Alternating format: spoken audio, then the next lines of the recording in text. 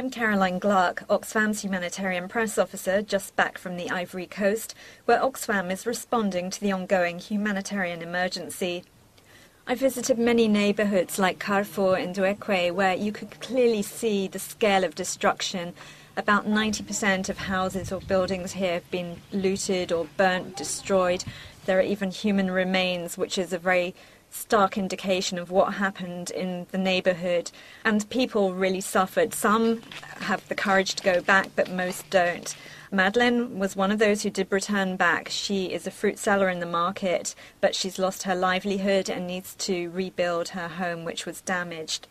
Others, like Marie, told me that her husband and son were killed when the village came under attack, and she's still too scared to go back.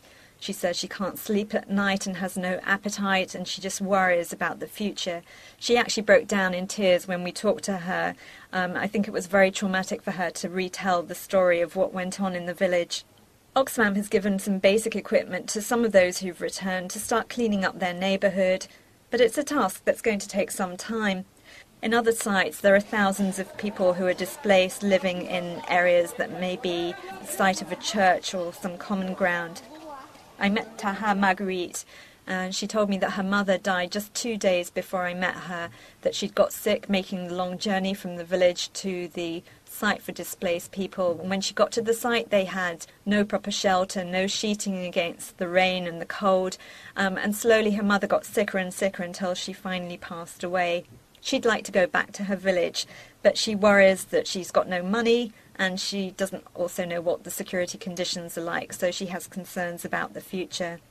I also met 2 brothers on the site, Ludovic and Henderson, and they both had their children with them, and they were nursing gunshot wounds because they were shot at as they tried to flee the village. They also worry about the future and want a better, brighter future for their children, but they worry how they can return home and get back to work. It's very clear to me that it's going to take many, many months before people here can really truly begin to recover from the crisis.